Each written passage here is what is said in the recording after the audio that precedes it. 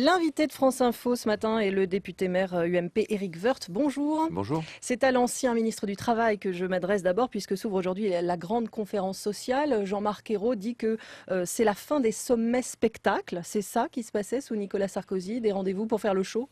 Il y a eu beaucoup de conférences sociales, on appelait ça sommet social, tout ça est un peu la même chose, c'est-à-dire de rencontres entre les syndicats, le gouvernement, les partenaires sociaux. Il y en a eu beaucoup, il y a eu beaucoup d'accords sous Nicolas Sarkozy, beaucoup plus que dans l'ensemble de la Ve République. Donc c'était un moment extrêmement fort sur le dialogue social. Et puis il y a eu un moment donné où les choses se sont compliquées, c'est vrai, c'est au moment de la réforme des retraites. Parce qu'il fallait faire une réforme et parce que les syndicats ne souhaitaient pas faire cette réforme. Et à un moment donné, le pouvoir exécutif, c'est-à-dire le gouvernement, prend sa décision parce que c'est l'intérêt général. On n'attend pas vraiment d'annonce à la fin de cette conférence. C'est plutôt le coup d'envoi de longues négociations sur le travail, sur les retraites, les fonctionnaires, etc. Et dans un an, François Hollande fera le bilan avec les partenaires sociaux. Donc on prend le temps de renouer le dialogue, d'analyser la situation. C'est vrai que ça change de Nicolas Sarkozy qui prenait des décisions peut-être un petit peu rapides, selon certains. Nicolas Sarkozy ne prenait pas de décision rapide. D'abord, il était président de la République. Un président, c'est fait aussi pour décider, pas uniquement pour dialoguer, c'est fait pour décider.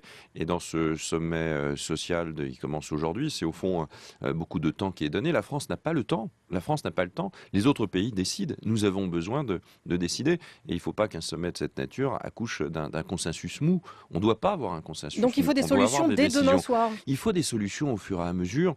Il y a urgence. Il y a urgence sur l'emploi. Il y a urgence sur la formation professionnelle.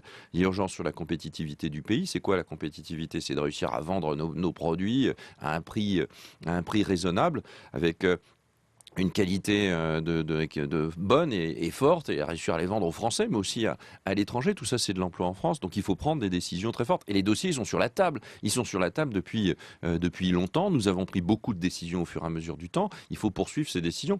Sur la compétitivité, j'y reviens. Moscovici, le ministre de l'économie, parle de compétitivité hier. C'est la première fois qu'un dirigeant socialiste, tout d'un coup, commence à parler de cela. Donc on voit bien qu'il y a une évolution vis-à-vis des thèmes qui sont des thèmes fondamentaux.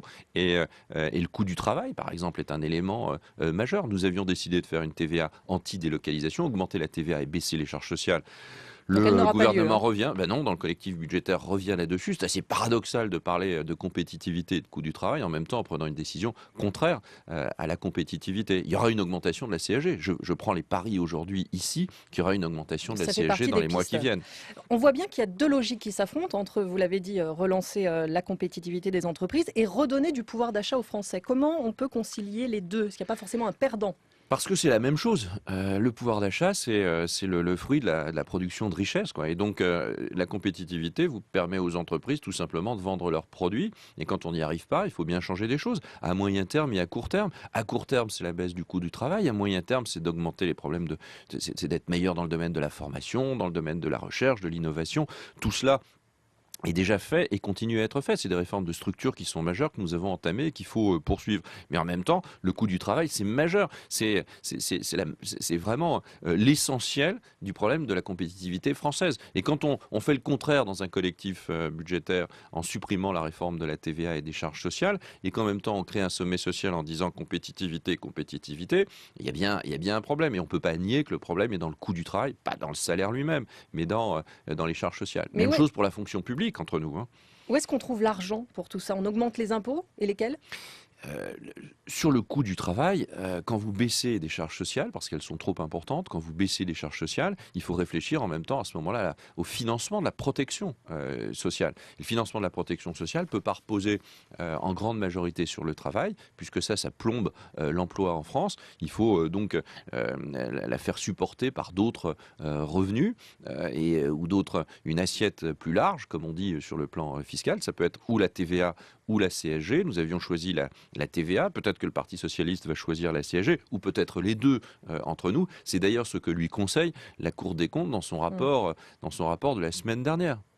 Alors vous êtes maintenant dans l'opposition, Éric Woerth, ça veut dire que vous devez faire des propositions pour contrecarrer la politique du gouvernement. Je ne suis pas certaine que vous soyez à l'UMP très audible en ce moment avec cette guerre des chefs. Qu'est-ce qui est le plus important, reconstruire le parti ou bien jouer votre rôle d'opposant? Bah, les deux, parce qu'il faut toujours reconstruire un parti. Un parti en démocratie, quand il est battu, il a besoin d'être reconstruit. C'est ce qu'on essaye de faire dans la démocratie. Et c'est pas une querelle de chef, Un peu une dans le élection. bazar aussi. Ouais, mais c'est une élection. Si on n'assume pas une élection, s'il n'y a pas plusieurs candidats dans une élection, donc il faut évidemment pas que ça prenne une tournure trop violente. Mais il y a deux candidats, puis il y en aura certainement beaucoup plus. Et à ce moment-là, bah, les militants choisiront. Et ce qu'il faut, c'est aller vers un apaisement, c'est-à-dire évidemment conserver l'unité du parti avant et après cette élection. Mais ce qui est important, c'est d'installer l'opposition par des propositions, et puis aussi en s'opposant tout simplement à ce qu'on considère comme pas bon. Je parlais de la TVA, mais quand on parle d'autres sujets, les heures supplémentaires, supprimer les allègements de charges sur les heures supplémentaires, c'est évidemment une faute, car c'est attaquer directement le pouvoir d'achat de millions de Français. Alors c'était très très peu, hein. En moyenne 37 euros par Ben, personne par mois.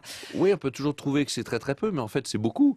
C'est plus de 400 ou 450 euros par an pour un certain nombre de Français, pour des millions de Français. C'est aussi l'idée de relancer l'idée que le travail, c'est au cœur, en réalité, de la compétitivité de notre pays. Nous l'avons dit à plusieurs reprises et nous l'avons fait. Et ça, c'est pas uniquement de l'assainissement des finances publiques en taxant les riches ou les grandes entreprises.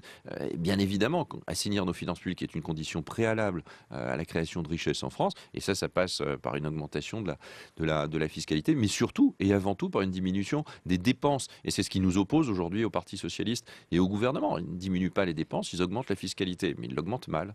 Pour revenir, Et injustement, contrairement à ce que dit M. Hérault. à la bataille pour la présidence de l'UMP, vous êtes plutôt dans quel camp, Éric Woerth? Moi, je veux pas prendre de position immédiate, comme beaucoup d'ailleurs de militants. Ce qui m'importe, c'est que ma voix, avec celle de beaucoup d'autres, concourt à l'unité de notre mouvement. Il faut que l'UMP sorte de cette phase électorale grandie, renforcée, consolidée et pas affaiblie. Et puis à un moment donné, chacun choisira évidemment, mais pas en choisissant contre, mais en choisissant pour quelqu'un, en étant pour quelqu'un et pas Et nécessairement vous en n'avez pas étant fait contre votre choix quelqu'un. encore.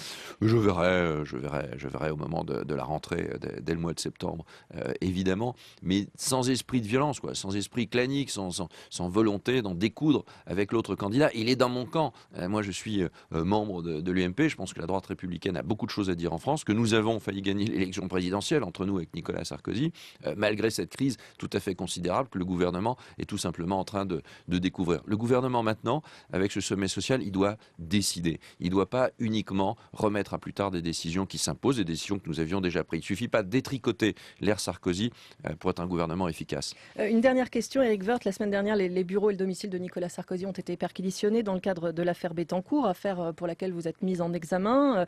On vous soupçonne d'avoir récupéré de l'argent de la famille Bettencourt pour financer la campagne de 2007, dont vous étiez le trésorier. La justice fait son travail quand elle mène ses perquisitions. Vous n'avez rien à redire? Je n'ai pas du tout de commentaires à faire sur les initiatives prises par la justice. Par principe, la justice fait son travail. Moi, Ça vous choque je pas? suis très serein. Je ne veux pas m'exprimer là-dessus parce que je suis le plus mal pour m'exprimer, puisque je suis concerné. Donc je ne m'exprimerai pas. Chacun dira comme il veut. Moi, j'ai beaucoup parlé pendant 2 ans. J'ai beaucoup expliqué, j'ai beaucoup dit. Je suis très très serein vis-à-vis de tout ça. Et voilà, je suis très... voilà. Je me suis beaucoup exprimé là-dessus. Et vous avez eu Nicolas Sarkozy depuis ces perquisitions? Ah non, pas du tout. Non, mais non, pas du tout. Donc vous n'avez pas de nouvelles? Non, j'ai pas de nouvelles. Non, Vous j'ai pas aimeriez de qu'il nouvelles. joue un rôle à nouveau politique dans les années à venir? Écoutez, ça dépendra des circonstances. Tout cela, comme toujours dans la vie politique, comme dans la vie tout court, ça dépend des circonstances. Mais en tout cas, Nicolas Sarkozy était un grand président de la République. Ce sommet social, encore une fois, permettra de le vérifier. Jamais le dialogue social n'a été aussi intense sous Sarkozy, contrairement à ce qu'on peut dire. Ce n'est pas ce que disent Contrairement à les ce qu'on peut dire. syndicats.